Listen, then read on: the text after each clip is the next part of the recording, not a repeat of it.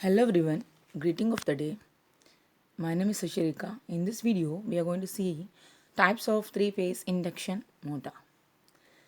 If you're going to see this diagram, this is how the input is given to the stator. Again, phase A, phase B and phase C have been shown in the reluctance and also have been given. And in the space vector, how my diagram is represented.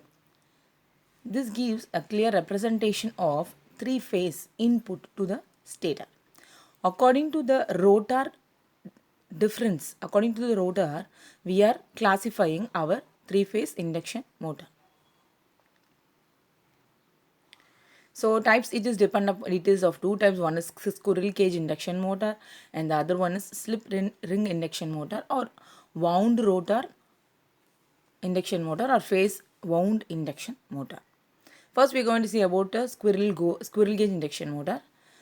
This squirrel cage induction motor, in this one, they are embedding slots of aluminum bars.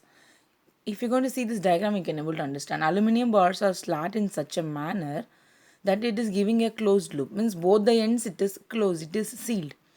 And it is kept in such a manner, it is not equal, it is not parallel.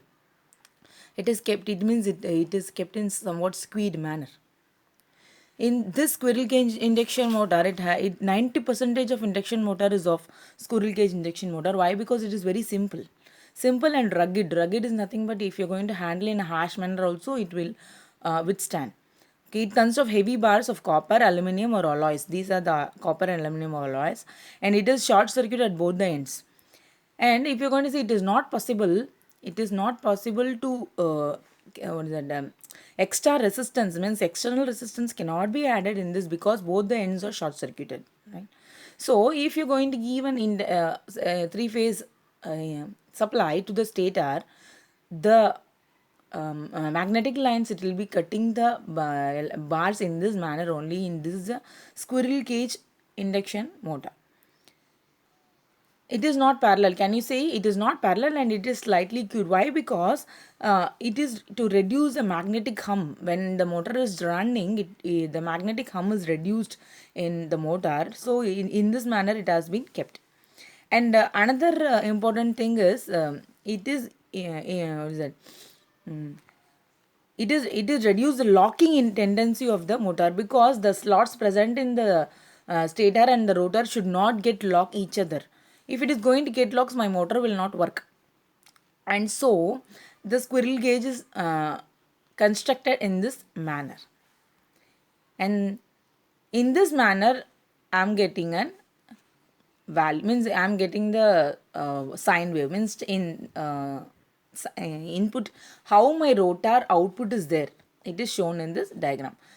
In the pink color is nothing but your rotor magnetomotive force, and flux density is nothing but your green color. Instantaneous bar voltage is blue, and instantaneous bar current is your red color. Hope you can understand how the squirrel cage rotor's flux is getting induced from the stator. And next is your slip ring induction motor. Slip ring induction motor, again it is wire wound rotor. In this, if you want to see external resistance, you can able to add. In this one, three phase double layer distributed windings are used, and in this one, rotor poles are equal to stator poles, and always three phase windings will be used. Three phase even when stator is wounded to two phase. Always it will be in three phase, means the rotor will be in three phase if the stator is going to be in two phase also. Okay, other three winding terminals are brought out and connected to three insulated slip ring mounted on the shaft with brush resting on them. If you're going to see, this side is open, external resistor, can you able to see external resistors, you can able to connect. One side is connected to the stator and the other one is kept free, which you can able to connect external resistance also. And the other is connected to three phase star connection rheostat or the external resistor. Okay. External resistance can be added. When it is going to run in a normal condition, the slip rings are automatically short circuited. But if you are going to see in your squirrel cage, it is short circuited manually. Means purposely, means totally, means it is in a closed loop. But if you are going to see in slip ring, once it is going to start running, then only it is going to get closed loop. In this video, if you are going to see, you can able to understand how my slip ring induction motor is working. How the construction is there, where it is short circuited, means where an external what is that, where an external supply is going to be given, no, that can able to be seen in this induction motor. So this is your three phase slip ring motor. Can you able to see where my connections, see connections to the slip ring, it is in this side. Wiring loom to supply power and signal to the rotating equipment, means that is your output. So this is the source connected from the stationary supply, means three phase connection is given from the stationary supply only. And the total slip ring body is kept inside your rotor. If you're going to see in this one, see how the flex, means how the flux is induced, means how it is rotating. It's a wire loom, it is there. Slip ring body, it is kept here, and brush holders present at the that side end. So power and signal transfer, or power means how my slip ring motor is getting power is through this particular wire, and this can be manually changed.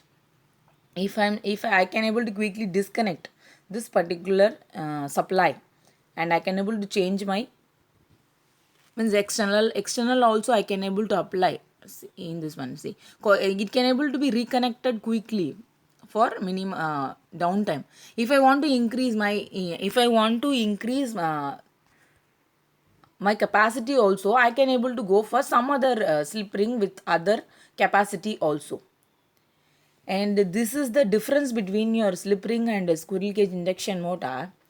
To be this squirrel cage is having it is very simple, so it is having more advantage when compared to your slip ring motor. Fine.